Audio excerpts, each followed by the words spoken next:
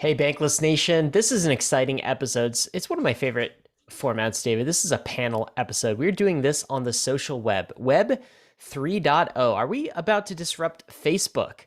That's what I want to know. Who's going to be on the panel today? What are we going to be talking about, David? Yeah, there are 3 different social projects, and that's actually going to be the first question I have for our 3 panelists is, what is the crux that we're actually talking about? Are we talking about Web3 social media? Are we talking about digital identity in the metaverse? There's something here, and I want to unpack what that is. So we're bringing 3 fantastic guests from 3 fantastic projects, some of which you will be familiar with. We have Evan McMullen out of Disco. We have Christina Beltramini out of Lens Protocol, which is what is being developed by Aave, some superstars over at Aave. And then also Isabel Gonzalez from POAP. Everyone knows POAPs. They are digital memories instantiated as tokens on Ethereum, but are they more than that? And what does that mean in the metaverse? So this is the first crux of the topics that we will be unpacking with these 3 fantastic guests in this episode, which I've loosely titled the Social Web 3. I think panels are perfect because when we're starting to explore a new topic on Bankless, this is like the fastest way to get something new in your brain. And it's always been sort of since the birth of Ethereum, like a possibility, a narrative, a meme that we could come and actually build something Web 3.0 that disrupts a lot of Web 2.0. All of our legacy social media applications and products, the Facebooks and Twitters of the world. And I've always been somewhat skeptical on crypto's ability to do that. But I think I have renewed hope going into 2022 with some of the decentralized identity projects that are spinning up and some of the work that POAP's doing with NFTs, some of the work Aave is doing as well. So I think it's time to actually explore this narrative a bit deeper. And that's what we're going to do today on this panel. Guys, before we get in, one quick announcement from our friends at OPOLIS. So OPOLIS provides you health insurance and benefits and payroll if you are a self-sovereign employee. If you're trying to get into work for Web3, work for DAOs, and you don't have health insurance, if you don't have a benefits package, that's pretty typical. How do you get that? Rather than get it from your corporate job, you can get that from OPOLIS. They take care of all of that for you. David, there's a special offer going on as well. That's why this is something people should check out immediately. What is OPOLIS offering right now, and how can folks start exploring what's available? Yeah, in addition to healthcare, there's also payroll services as well to make your payment income just very regular. And if you sign up with OPOLIS to get your DAO payroll service by OPOLIS, you get 1,000 work tokens and 1,000 bank tokens out of the Bankless DAO if you get your paycheck paid to you by OPOLIS by May 1st, 2022. So you can sign up with them with a link in the show notes, and you can get some tokens for receiving some money from your DAO. So basically, OPOLIS is just a collective infrastructure for ensuring stable employment and stable income while you work in the metaverse. Very cool stuff, guys. We will get to the panel in just a minute. Before we do, we want to thank the sponsors that made this episode possible. When you shop for plane tickets, you probably use Kayak, Expedia, or Google to compare ticket prices. So why would you limit yourself to just one exchange when you trade crypto? When you make your trades, you want to make sure you're getting the best possible price on your trade, and that's why you should be using MATCHA. MATCHA has smart order routing that splits your trade across all the various liquidity sources in Ethereum, and is also operational on Polygon, Avalanche, Binance Smart Chain, and other chains. Trading on MATCHA is super easy because it pools the liquidity for me in a single, easy-to-use platform and allows me to make limit on-chain orders, so you can set and forget your DeFi trades, and they will go through automatically while you're away. So when you're making a trade, head over to matcha.xyz/bankless and connect your wallet to start getting the best prices and most liquidity when you trade your crypto assets. The Gemini exchange has been my exchange of choice ever since I got into crypto. I use Gemini to both buy the dips and also manage my regular automatic monthly purchases of my preferred crypto asset. On Gemini, you'll find over 50 different cryptos, including many of the top DeFi and metaverse tokens like YFI and Axie Infinity. Using Gemini Earn, you can earn yield on your various cryptos, including 8% on the GUSD stablecoin. Gemini is available in all 50 states and more than 50 countries worldwide. So if you're looking to upgrade your crypto exchange, sign up at Gemini with gemini.com/gobankless and get $15 of Bitcoin after you trade $100 or more within the first 30 days. That's gemini.com/gobankless. Bankless is proud to be sponsored by UNISWAP. Uniswap is a new paradigm in asset exchange infrastructure. Instead of a cumbersome order book system where trades are matched with other humans, Uniswap is an autonomous piece of software on Ethereum that lets you trade any token at the current market price. No human counterparties or centralized intermediaries, just autonomous code on Ethereum. Input the token you want to sell and receive the token you want to buy. The Uniswap Grants program is accepting applications for grants. Do you have something of value that you think you want to contribute to the Uniswap ecosystem? No matter how big or small your idea is, you can apply for a unique grant at uniswapgrants.org and help steer Uniswap in the direction that you think it should go. Thank you, Uniswap, for sponsoring Bankless. All right, guys, we're going to go ahead and get started with the Web3 social panel, which we're going to figure out what we're actually talking about right after I introduce our three fantastic sponsors. Coming up first, we got Evan McMullen, who's building the world of digital identity, off-chain assets, and metaverse reputation at Disco.XYZ. Evan, welcome to the panel. Thank you so much. Glad to be here. We also have Christina Beltramini, who's building the Lens protocol at Aave, along with some social media mafia superstars that Aave has gotten from the Web2 world. Lens protocol is a brand new primitive for Web3 social media platforms, I think. Christina, welcome to Bankless. You think? We'll get into that later, but thanks for having me. Yeah, it sounds like I'm gonna get learned a little bit here on the show. And of course, last but not least, you guys all know POAPs. We have Isabel Gonzalez, Chief Operating Officer at POAP. Isabel, welcome to Bankless. Thank you so much, David. Happy to be here and excited to talk about whatever it is that we're going to talk about today. That's exactly what I want to know first. So what are we talking about? Is this the intersection of social media and crypto? Are we talking about decentralized identity and social media platforms leveraging decentralized identity? Is the social Web3 even a thing at all? Evan, I want to throw that question to you first. What are we actually trying to talk about today? So public blockchains are not especially expressive, right? They're appropriate for data that can be shared with everyone in the world and on Earth and in space with an internet connection. They're appropriate for data that is immutable and that is always available. But much of the data that pertains to us as people and our human experiences is more organic than that. It needs to change and evolve like we do, and it needs to contain information that's specific to our experiences that maybe isn't appropriate to share with everyone on Earth and in space. And so as we look beyond the chain to fully express ourselves in Web3, we're going to need some more data primitives. We're going to need some more methods of interaction to enable true self-sovereignty over all the rest of our activities, not just our financial ones. And my gut take about the social Web3 is that it's not going to be one protocol like Facebook is, but it's going to be a collection of many, many protocols. And so I want to go to Christina next to hear about what is going on over at Lens and Aave and what the perspective is on the Web3 social world from you, Christina. Yeah, I think, the conversation here today is really around, what is Web3 social media going to be? And I don't think it's going to be integrations with Web2.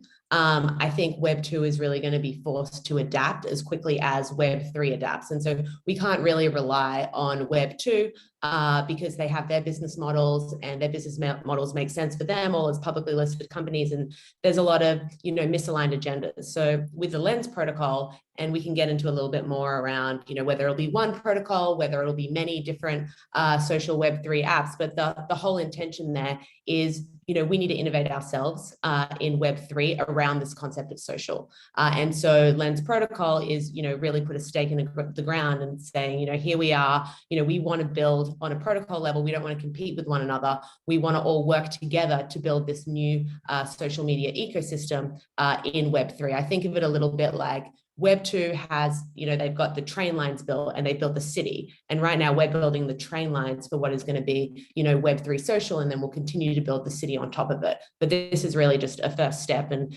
we're super excited about it. Gosh, there are just so many conversations to unpack with what this is going to look like once those rails are actually built. But I think something that a lot of listeners are familiar with, and Isabel, I just got back from East Denver where people were handing POAPs back left and right. Like I thought I was going to be super cool with my You Met David POAP, but I collected like 50 of them from other people. And it was like a centerpiece of ETH Denver is like, hey, can I have your POAP? I'll give you my POAP for your POAP. Isabel, talk to us about POAPs and how you see POAP fit into the world of like a social crypto-enabled future. Absolutely, David, thank you. And by the way, so ETH Denver was a brilliant time, and I'm very glad that you got the You've Met Me POAPs. I don't know how many POAP team member You've Met Me POAPs you've collected, but those are rare. Keep hold of them. They might be useful one day. Let's take a little bit. So here at POAP, we kind of are not so much here to talk about social media. We think more of ourselves as a protocol preserving all memories for all living human beings, right? And so that tends to touch on identity as like a form of call it decentralized bottom-up identity building, where your identity is basically a cumulative sum of like what you've done over the course of your life, right? Like the experiences that you've had with different people in different places, the things that you've considered special, things you've achieved, things that you were a part of meaningfully in some significant way. And so for us, it's kind of, we do see ourselves interfacing along that piece of identity. Social, yes, to the extent that human identity inherently, like we care about having an identity because we care about what it represents to other people, therefore it's inherently social, right? But POAP, I think, is something that is more for building up that kind of point in time, decentralized form of self-referencing identities, right? And then how you express that to other people is as simple as sharing your collection with others. Can we talk a little bit about Web 2 here for a second? And I'm curious because I guess there's a couple ways we could take this, but my first question is this: very much with some of the movements we've seen in crypto, say DeFi, it's been very intentionally the case that DeFi is saying to like the banking system, hey, we're going to come eat your lunch. Like DeFi is going to eat traditional finance, right? It'll be slow, it'll be gradual at times, but like the ultimate state of finance is going to be decentralized finance, and traditional finance doesn't have a chance, okay? Is the Web3 movement saying the same thing to Web 2? Is it basically saying Facebook, Twitter, TikTok, Instagram, your days are numbered, we're coming for you, you're the next MySpace, Web3 is the next thing? Or do you see Web3 living alongside Web2 a bit more and building something different? I'm curious your take, Christina, from the Aave and Lens side first. Yeah, sure. I think, when you look at DeFi and its success, it didn't incubate within investment banks. It didn't incubate in the, the baseline financial system. And I think we're going to see the same thing with, social media in Web3. It's not going to incubate. There might be some crossover as we look at adopting, all Web2 into Web3, hopefully, in a similar way to we're seeing the TradFi to DeFi transition. And it is happening. It is happening. There is appetite now to play in this space. And I think, with Web3 social, it's going to start, first in Web3. There might be a place for it with Web2, but I think ultimately Web3, and I'm biased, obviously, but I think Web3 is the future because it solves for, the 20 years of learnings that we have with Web2 social where things just don't work. I feel essentially that I'm renting my space on social media platforms in Web2. I can actually own it in Web3 and have control and custody, very similar to DeFi. Those kind of like similar, principles of DeFi are actually being brought to Web3 social. So I think it's kind of no surprise maybe that Aave is building this. I think it did come as a surprise to a lot of people. But when you kind of distill it back down to basics, it's kind of like the underlying principles are very similar, even when you go into composability as well. So Evan, Christina's saying, watch out, Mark Zuckerberg, we're coming to eat your lunch. Do you agree with that? I think that Mark Zuckerberg should start checking under his bed at night for me, Isabel, and Christina, because we are the boogeyman now. We are coming for you, Mark. And what that means is that, the surveillance capitalism ecosystem that has given rise to Web2 social media, as Christina noted, means that we are renting our social interactions and paying with our privacy for that rent. So, when we interact with Instagram messes with how close we think we are to our friends to incentivize us to buy more things. That's not truly a social interaction platform. It's a commerce platform where influence is enabled by our organic social contacts. And what we are going to build together, all of us here, is a true social experience where our intended interactions with others are indeed the interactions that we hope to have, where we can have autonomy and control of our expressions of self, and we can, engage with others and enjoy experiences together without the overseeing intervention and, enabling force of some random dude in Mountain View. Evan, I think that's actually a really interesting point. For me, it's always been, and maybe not always, but I think about coexisting, right? I think the Web2 platforms, like they have had some utility in the sense of being entertaining, and centralization, for whatever it's worth, has managed to get some things done, right? Over the history of humanity. But inevitably, like putting the keys into one person's hands, you're going to wind up with, at some point, misaligned incentives, at some point, incentives that kind of tilt towards making the platform less about like the user experience and the people that are trying to enjoy themselves and connect, and more about eventually commercialization, because companies need to make money, and that's how it goes. I think that there is like an interesting point to be made about maybe Web2 platforms and Web3 ones having just like different fundamental purposes, right? Like maybe Web2 platforms is where we used to go to at some level waste time, at some level find entertainment.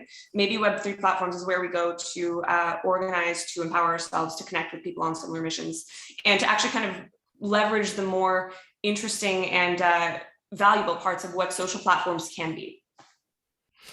I have another, I guess, follow up on that. So if we are trying to build something unique in Web3, and maybe some of the panel think we're here to eat Web2's lunch here, how do we bring people to Web3? How do we entice them? How do we convince them?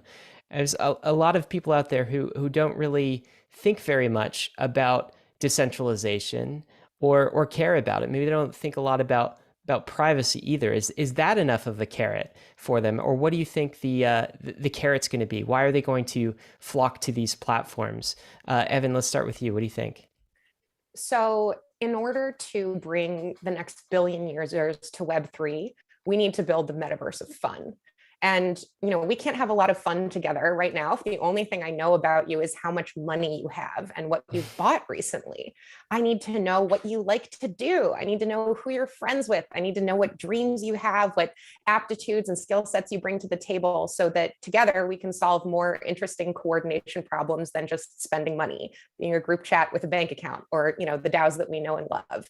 And so in order to enable the metaverse of fun, we need more expressive data that can demonstrate all of these traits about ourselves in a manner that we can own and control. And so in order to bring culture to the metaverse, we need data primitives that can express that culture. We need the ability to interact with one another, more than just pushing money and tradable assets, to and from one another. And so what I think the most exciting promise of the Web3 ecosystem of social interactions has nothing to do with the underlying protocol, and everything to do with the experiences that we can enable for people when we reduce the switching costs of trying new activities, when we eliminate the need to fill out forms when you discover new apps and want to integrate. I think that the greatest draw for social Web3 will be the abundance of awesome activities and adventures that we can do together as a result of our protocols, but not, because people are drawn to a fetish of cool protocols. So, the social web means that we build for the personal experience, not just from demonstrating what a protocol is capable of. All that sounds very, very, very human. It sounds very fun. It sounds very experience oriented. Isabel, I'm curious your take on things. So, I mean, POAP is doing something I feel like that traditional Web2 companies, social media companies, can't do and don't do, which is like this idea of proof of attendance. Is that a new sort of primitive unlock? So I think it is. I think that to give you like a bit of context, I don't know how many people at Bankless or in this room or watching live now know this. POAP kind of originally was born from this idea of like, what would a decentralized Foursquare look like, right? And the reason it kind of goes back to that is Foursquare originally was kind of like the check-in app that we all knew and loved, right? And you could go and be mayor of your local Pizza Hut, and everything was like dandy. And then one day they needed to switch business models because that wasn't working out for them so well. And basically, your lifetime of achievements, checking into various places and attending various things, all of a sudden just gone, right? POAP takes that concept of check-ins, attendance, attestations in general at some level, and gives people the right to actually own their own proof of attendance, right? Like, so now that data actually fundamentally belongs to you. And that's what makes the concept so powerful, that like all that stuff that Evan was talking about with the metaverse of fun is something that we're currently witnessing being built out within the POAP ecosystem, right? There's these integrations for like the craziest things, your Google Drive, your Notion, your Shopify, like every imaginable thing that you want to lock and gate with POAPs. At this point, I think people have built all that and more. I think we're seeing more and more flood in every day. And all of it's still very much in beta. It's still very much like call it the user experience, I think, is far from being polished enough to compete with, to really be ready for the mainstream, right? It's still kind of like all of that crypto UX, let's say. But with that being said, the attendance primitives is a thing. Attestation primitives are a thing, right? Like a proof of doing something, proof of contributing in some particular way. One of the things that we're seeing is that like, although there's a limit to how rich the POAP metadata is, you can get proofs of participating in auctions and proofs of founding a community, proofs of attending the first community call, proofs of being on someone's cap table, and like all of those little things. At the end of the day, it kind of becomes up to individual issuers to unlock certain fun experiences and special things for their collectors. And I think that's kind of like the first step towards exactly what Evan was talking about, right? Is developing like that ecosystem of exciting applications and adventures that we can all go on together. So Christina, how about you? What do you think about bringing mainstream on and you converting the masses to Web3 social media?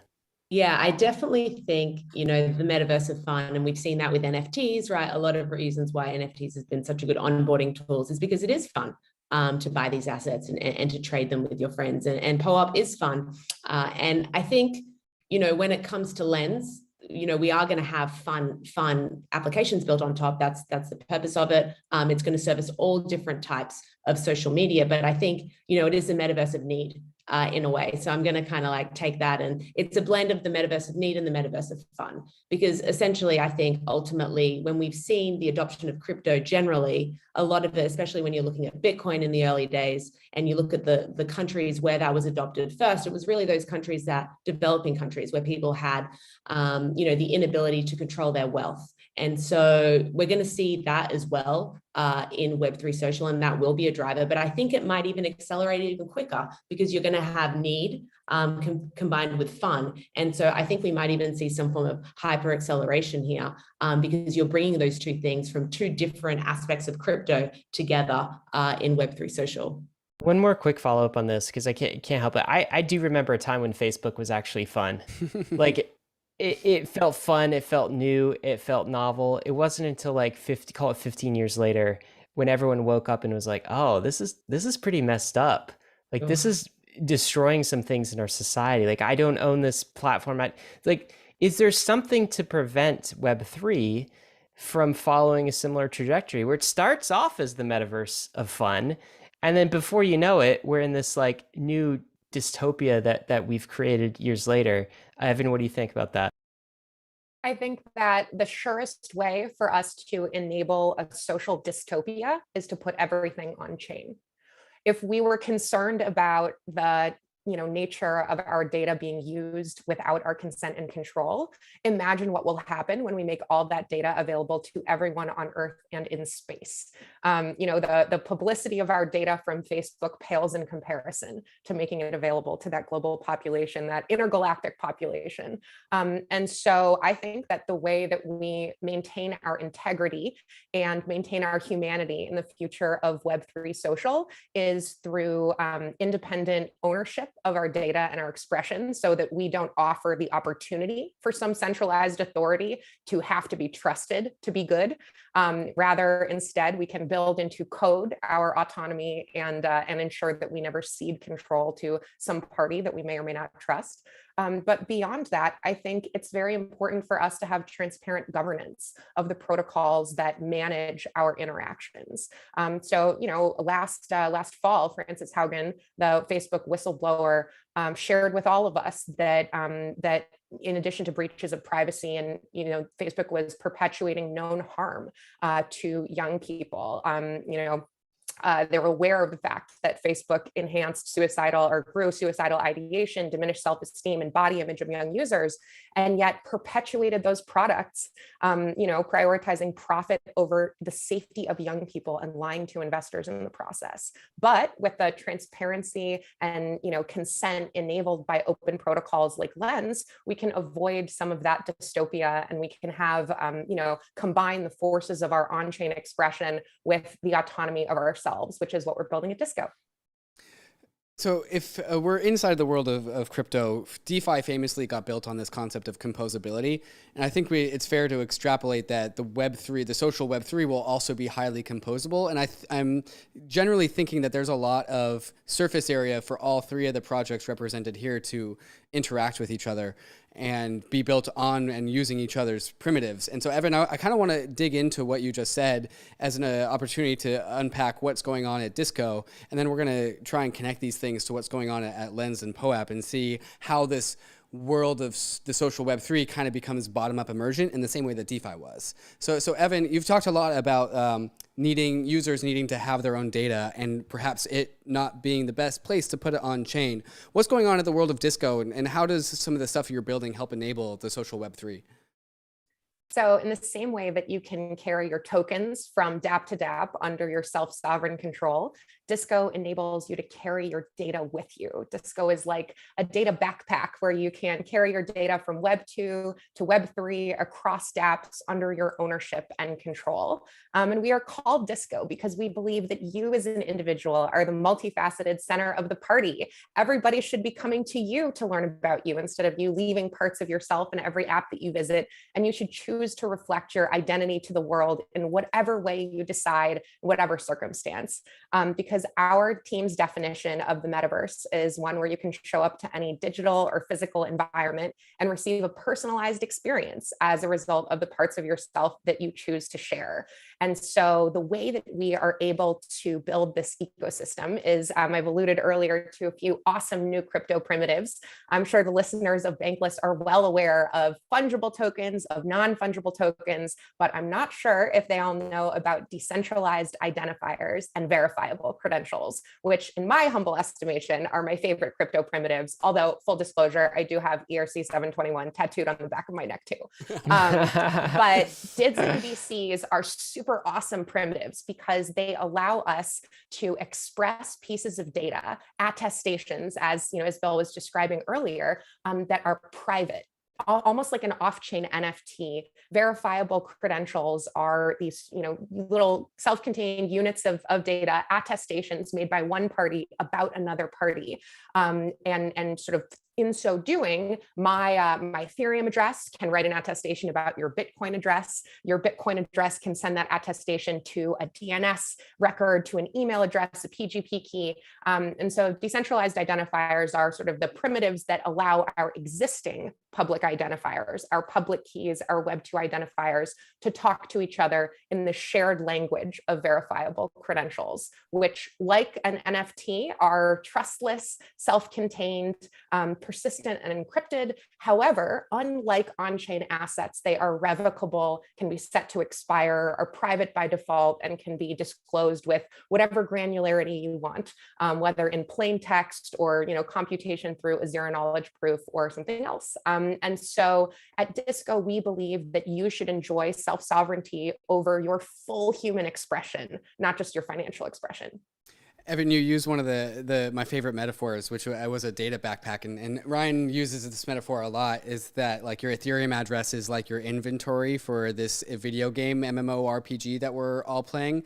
But you use the same metaphor, but for data rather than for assets. And the data that we have in our data backpack are stuff that you've called verifiable credentials, which I think the listeners might be more familiar with if we call these things like your diploma or your certificate of like completion of something. And these things, what you're building at Disco means that you actually don't have to forcibly disclose all of the data about yourself by putting them on chain. You can have them in your private off-chain backpack.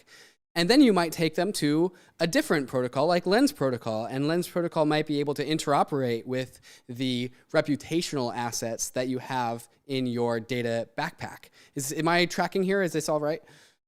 Absolutely, yes. So you can imagine, in the future, actually in April, you will be able to connect your existing MetaMask, Rainbow, or other, Ethereum compatible wallet to Disco.XYZ, and then begin visiting other dApps and interacting with those dApps. And instead of the data that you create in the dApp going to a centralized database or to the public chain, it will go with you when you leave.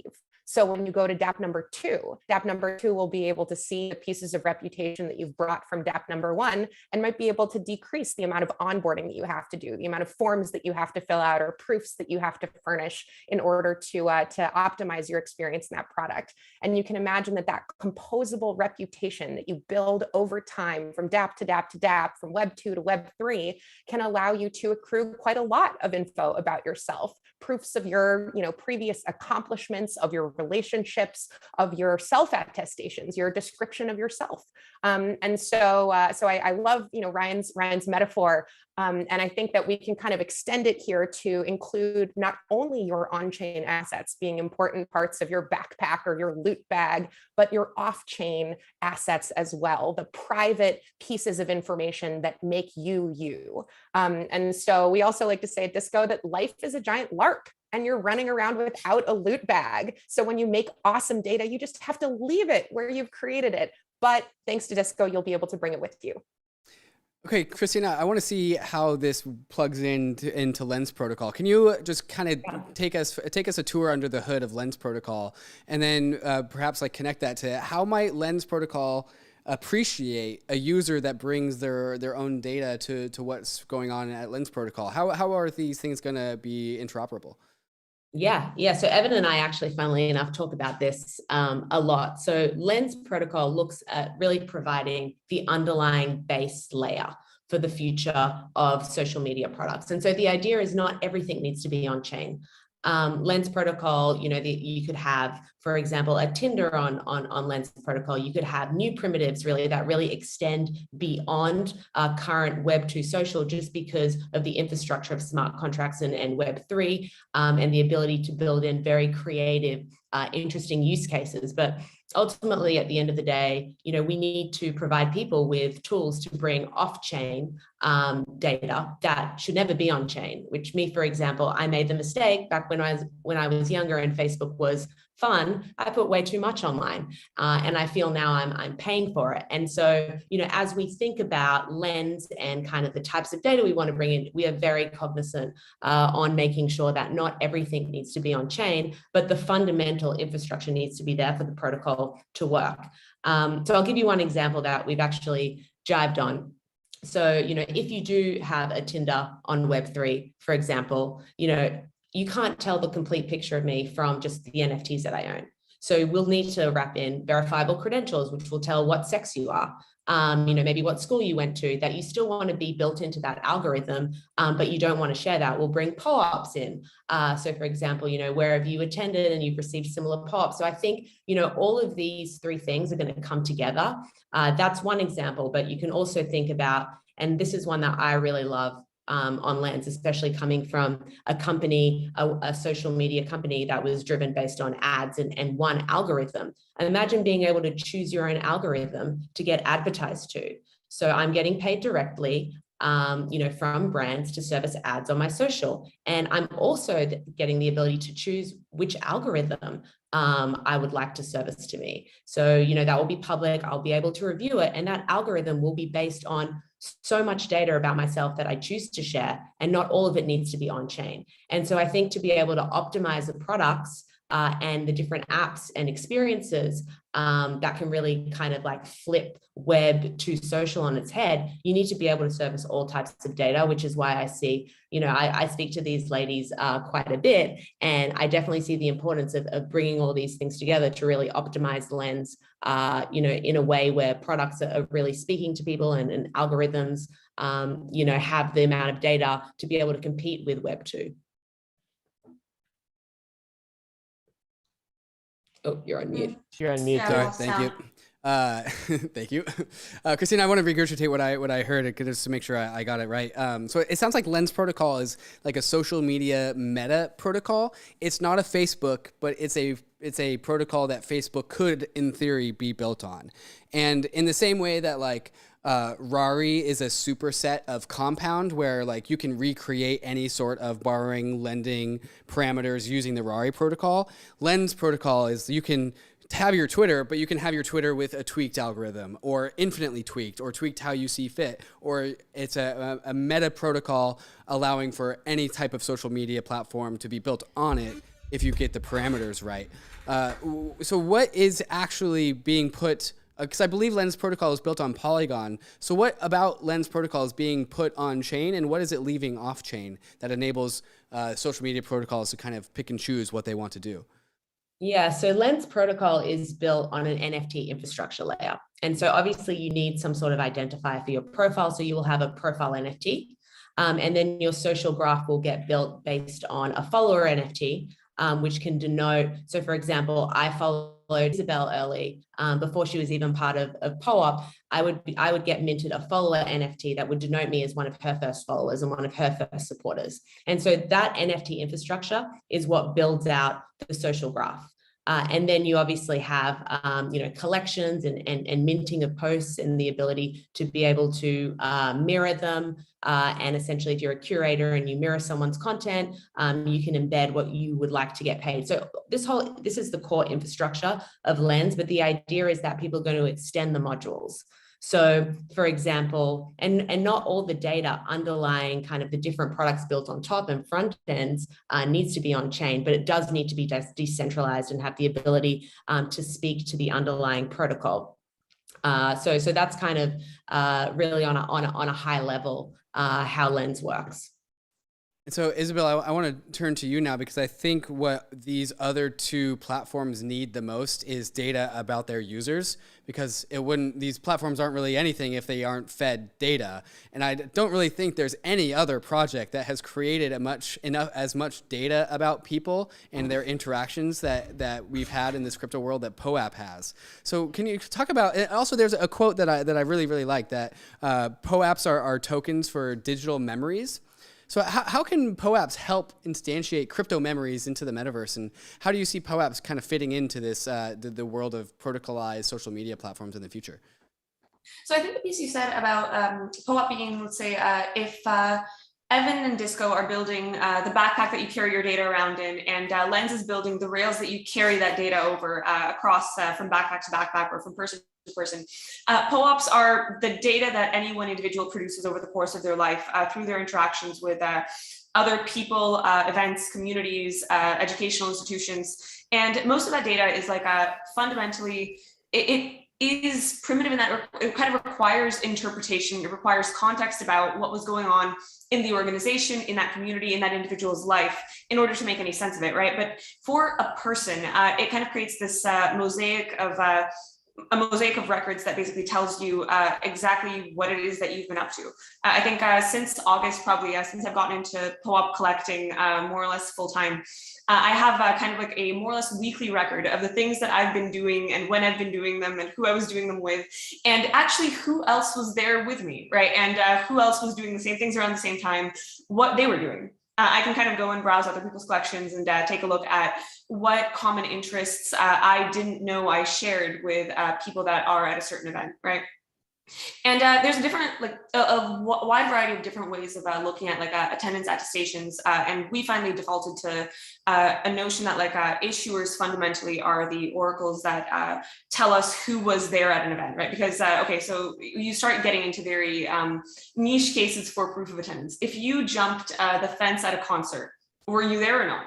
Right, like, and so this is a lot of what our curation body is currently going through, you know, on a case-by-case basis, trying to assess what qualifies as attendance, what qualifies as an event, because these things can kind of get very, very hairy when you start thinking about the details. And the reason it matters so much is precisely what we're discussing here, is that if we're kind of providing that fundamental data layer, that data layer does need to be clean. It needs to have integrity. It needs to kind of have, it needs to be somewhat reputable, right? And so this is what POAP is doing here.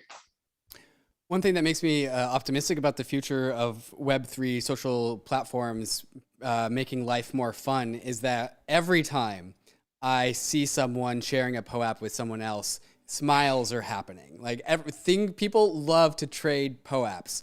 Isabel, do you have any just experiences or lessons that you've learned from just the insane amount of fun that people have when they share POAPs? Yeah, it's, let me reflect on that for a moment. So it's this kind of thing that I think happens only when you are getting something that has no strings attached whatsoever. You know, when you're getting a POAP, it's not that you're thinking about future utility. It's not that you're thinking about the impact of trading decisions or your social status or like any of these other super complicated things that make the fun stuff less fun. What you're doing is you're getting a POAP, right? Like, and it's this badge that you don't know what value it will have, if any ever. Someone may decide that one day it does. Someone may decide that one day it doesn't.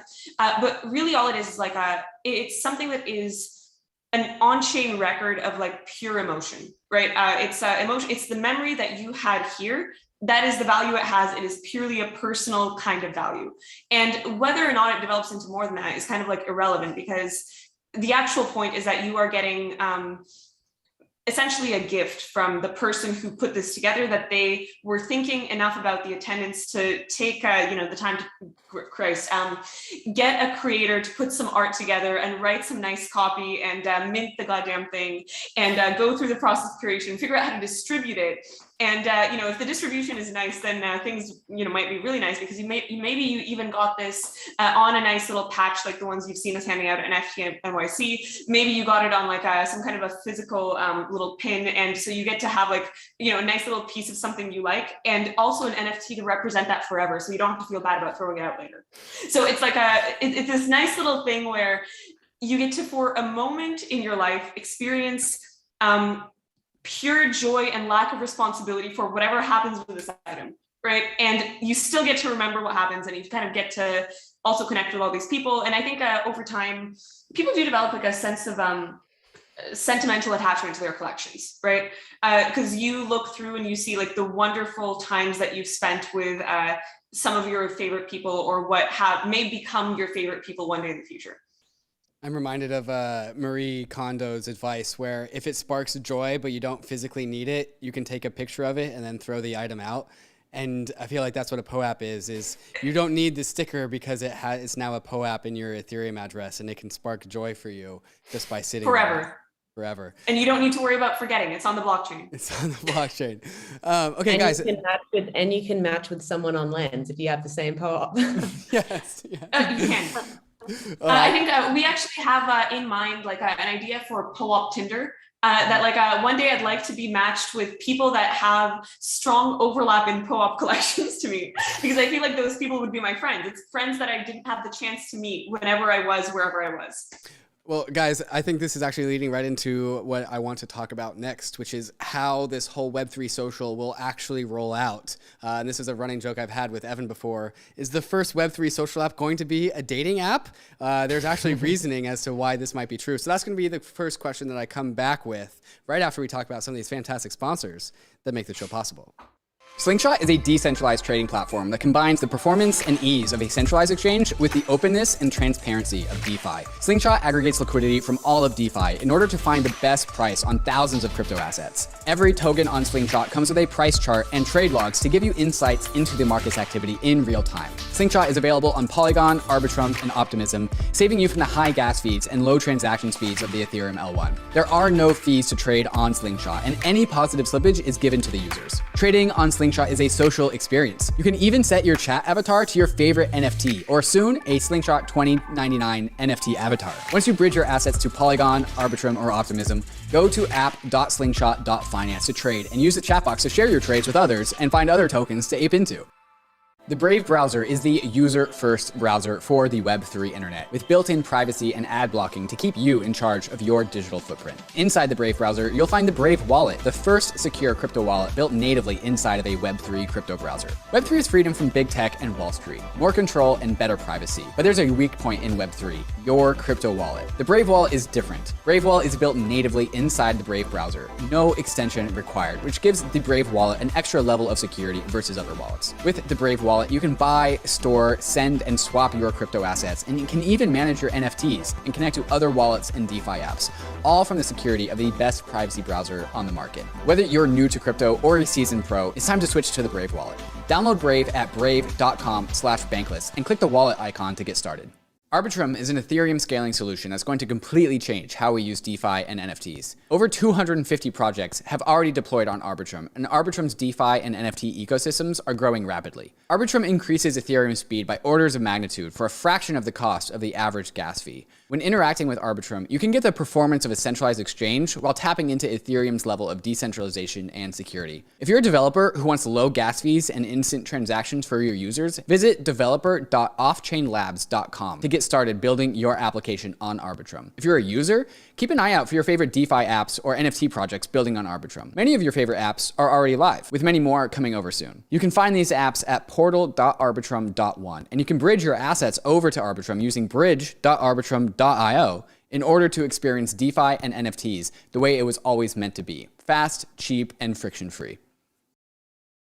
All right, guys, we are back with our Web3 social panel, and the thing that I think we're kind of coming to a head on is that we have these three different protocols that I think all really interoperate well with each other. We have POAPs for instantiating memories and indicating who and what and where we care about.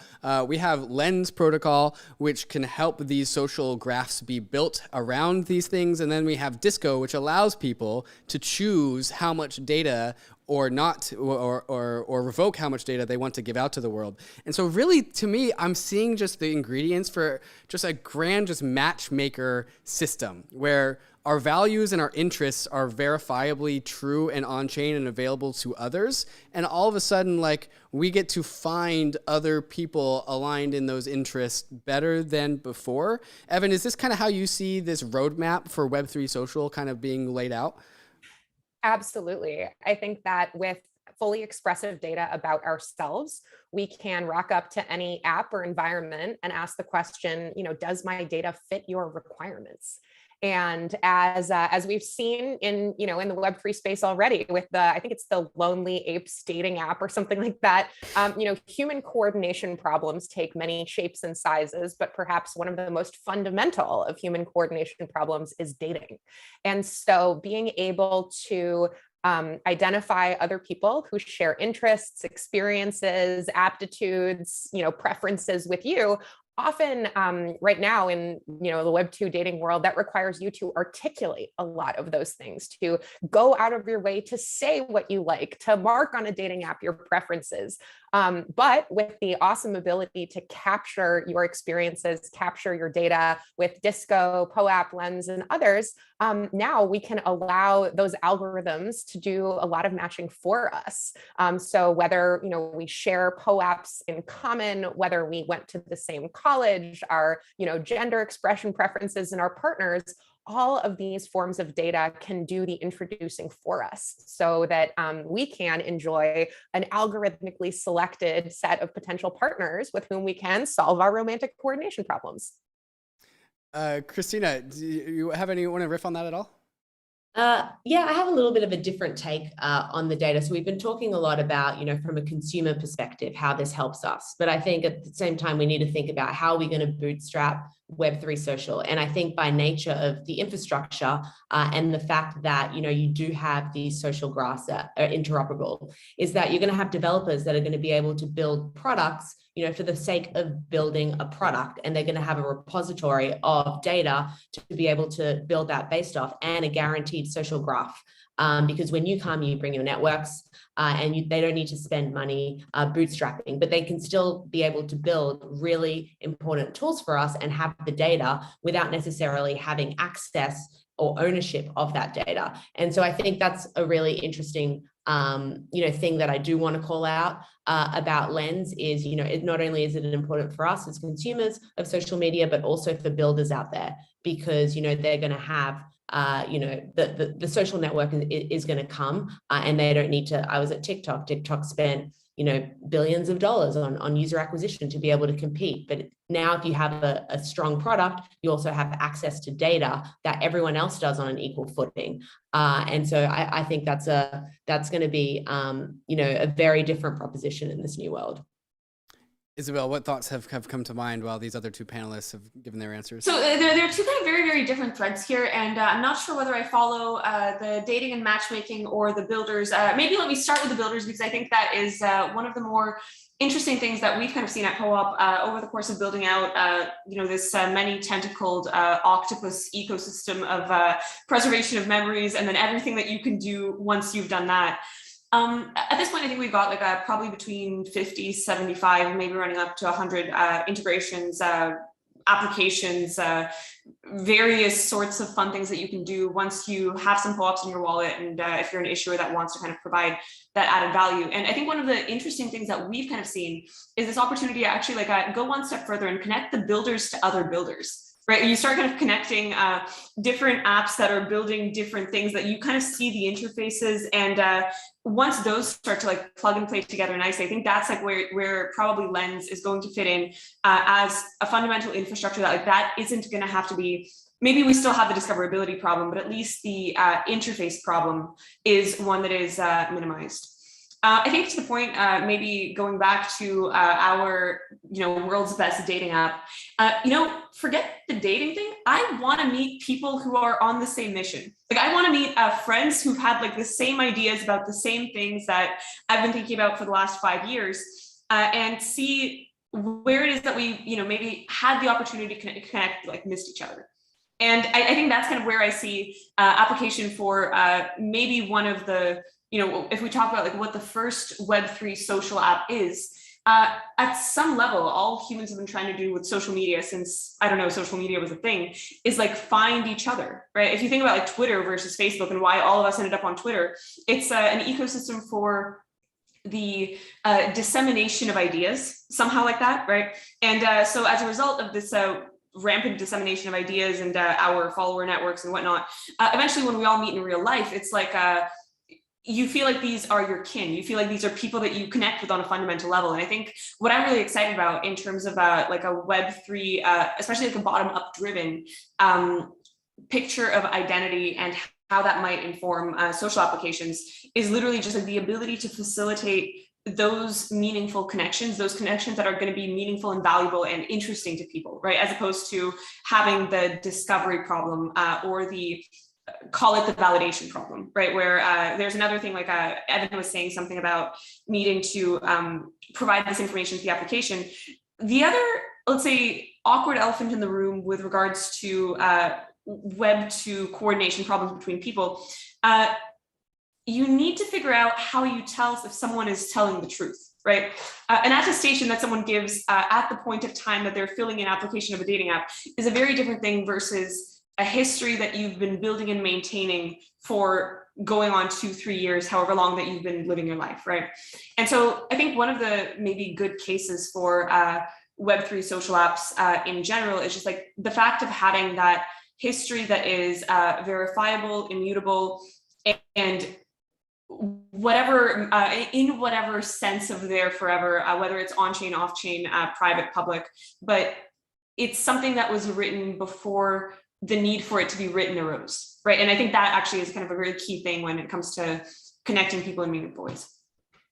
So I have this, I think it's more legitimate than a conspiracy, but I'll call it a conspiracy just because that's fun. The internet was initially adopted as a social use case. People with like-minded interests all ended up in the same forums so they could talk about the same things. And that was Web 1. And Web 2 was really just an extrapolation of that. It's like, oh, let's make it easier for all these people to find each other. And then it turns out that they could just like, extract money from us via advertisements. It was like, let's make it easier, but then let's monetize it. Right. And I'm friends with a guy, Michael Wong, at the Bankless team who works in virtual reality, who's also convinced that virtual reality is not going to take off until social use cases about virtual reality take off. And so I'm wondering if there's a pattern here where, me and Ryan, back in the depths of the bear market, were like, man, as soon as the world gets this DeFi thing, crypto's going to take over. And no, it wasn't DeFi that really brought crypto to the world. It was NFTs. And NFTs are a very cultural and very social use case.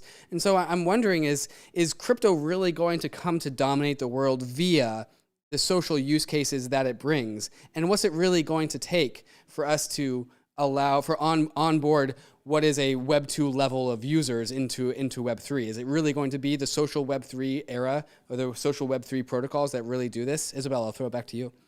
So David, this is something that we've thought about a lot in, especially as we're building out POAP, making it easy for normal people to use for normal things that they may want to do in the normal course of their lives. There's a reason that you're able to claim a POAP with an email and migrate it to a wallet at some later point in time. We do not want to assume that people who want to have, verifiable proof of their attendance at something or their the enjoyment of some particular moment necessarily need to know what MetaMask is or what crypto is or what wallets, NFTs, any of that. As far as we are concerned, we are an ecosystem for preservation of memories. This is a token that you get for being here, and the implementation detail is completely irrelevant, right?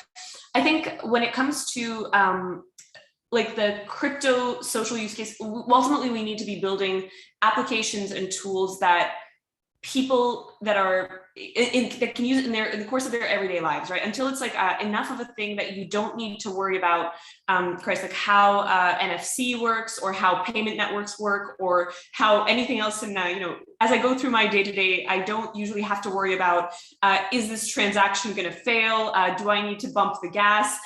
Things like that. I think ultimately it is a little bit of a usability problem as much as it is a need problem, right? On the one hand, it is definitely that it's going to be the fun that brings people in. On the other, we also need to make it safe enough to have fun.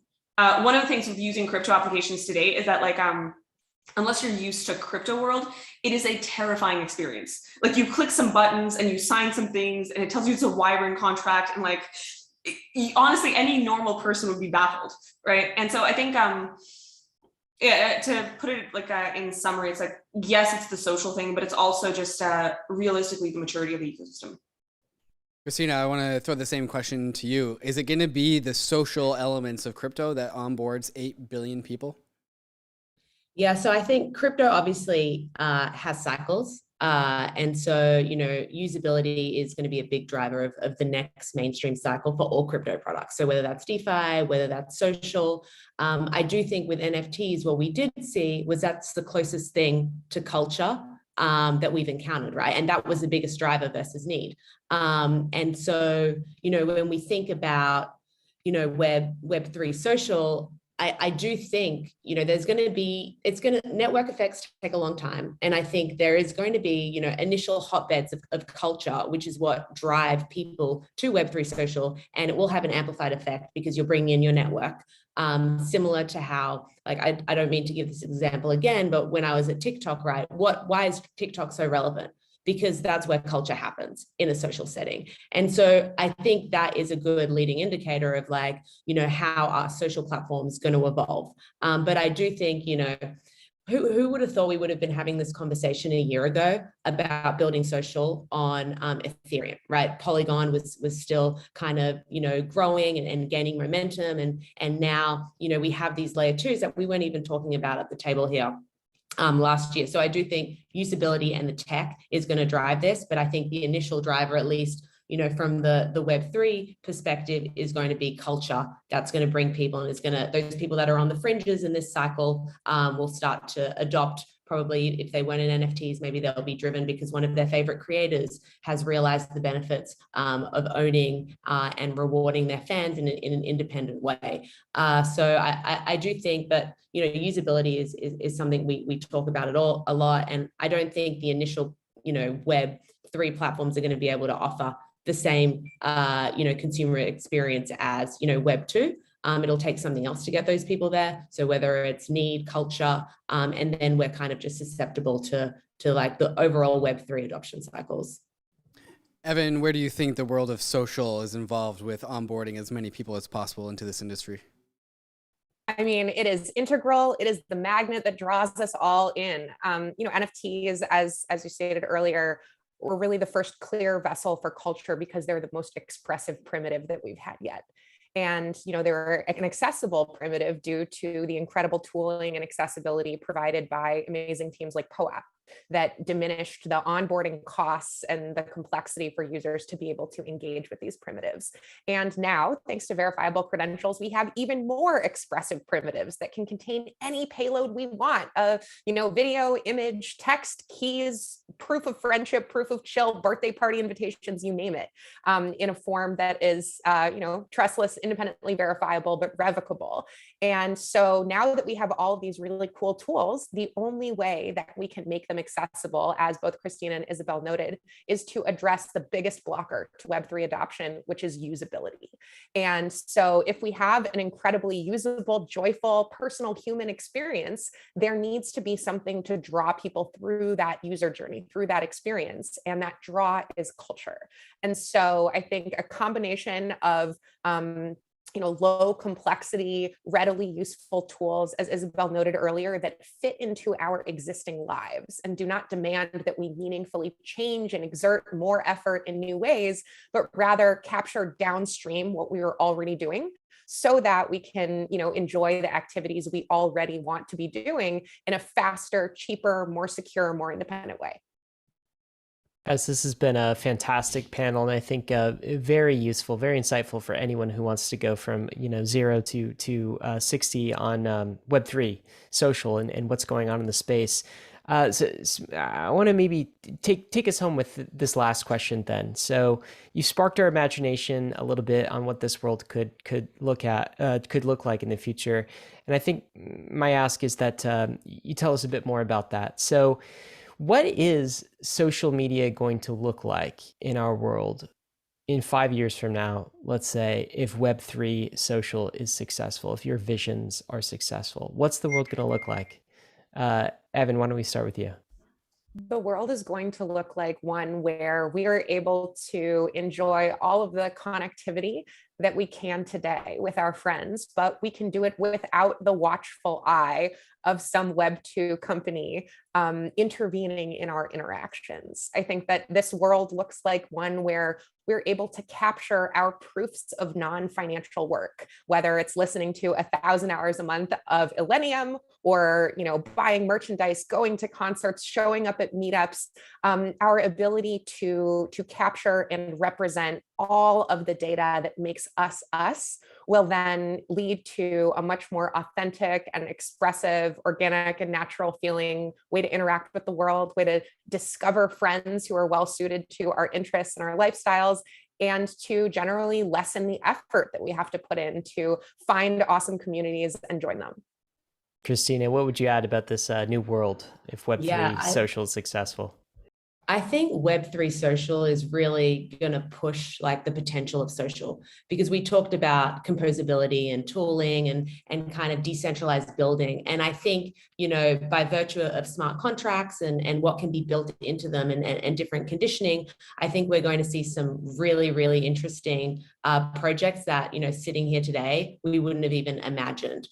Just because when you put all those Lego blocks together and you give people kind of choice and freedom and tools to really build and to bring networks and to build to service different needs, I think we're going to see kind of, we talk about this all the time, At Aave, we're working with a company called We3 to help us think about all the different types of products that can be developed on Lens. And I come out of that and my mind is blown. And if you go on lens.dev and you go to the bottom, we're slowly starting to bring some of these concepts out. Some of them, even like DAO tooling and profiles, and how do you think about merging two social profiles together and things like that. So it's going to get quirky really quickly. So I encourage everyone to go to lens.dev and to keep track of all of these wacky ideas that we're throwing out there, because it's fun and they all service needs, and we can't even predict where Web3 is going to go. And part of Web3 social is servicing new Web3 primitives as well. Isabel, take us home. Where's this all going to go in 5 years if Web3 is successful? End of the day, you're looking at just an augmentation in net human potential, period, right? At the end of the day, like the way that people have evolved is through social connections. It's through connecting with other people who have complementary beliefs, that are working on similar problems, that are driving in similar directions, right? And that's kind of like how we make our biggest discoveries, our biggest steps forward, how we address challenges that humanity has been dealing with for a long time. And I think that where I really see it is that like this, all of this enabling people to connect in new and more interesting ways, this bringing people together in ways that is, let's say, more on the one hand, private from watchful eyes, on the other, targeted based on personal data that those people are choosing to expose about themselves. You're looking at the ability to form those more relevant connections faster, right? And when you do that, I think there's an incredible world of possibility that opens up, that people can do things that we today can't even imagine. So I think that's Web3. Super exciting. It feels very much like Web3 social is maybe where DeFi was 4 or 5 years ago, where we're in this era where we're developing primitives and envisioning the future, and the future certainly looks bright. I left this panel with a lot of questions answered. So for that, panelists, I thank you very much. I do have one outstanding question, though, of course, which may not be answered in this panel, is does Evan really have an ERC 721 tattoo on the back of her neck? She does. Maybe we'll never know. Am I a canonical member of InkDAO? Absolutely, yes. Here, wait, let me see if I can show you guys. This is real. See? Oh my gosh. Wow. It's really a Proof thing. of ink right here. We got to commit to immutability if we want to ask the rest of the world to join us. Wait, Evan, I'm sorry. I didn't have the right camera highlighted. Can you show that again and then also make noise so Zoom's highlighted to you? All right, are you guys able to see? There we go. Proof of ink. ERC 721. Amazing. Inked out for life. Amazing. Uh-oh, I hope my mom's not watching this. She just learned something. Yep. All right, guys, risks and disclaimers. Of course, I feel like we didn't even talk about financial topics, so maybe I don't even need to say none of this was financial advice. ETH is risky, DeFi is risky. You could definitely lose what you put in, but we are headed west. This is the frontier.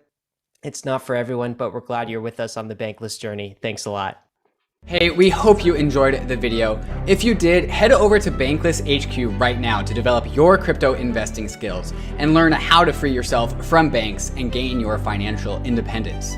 We recommend joining our daily newsletter, podcast, and community as a Bankless Premium subscriber to get the most out of your Bankless experience.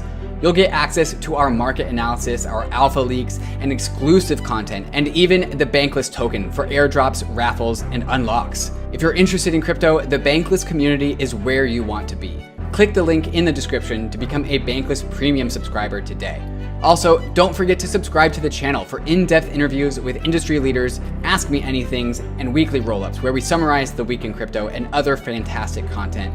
Thanks everyone for watching and being on the journey as we build out the Bankless Nation.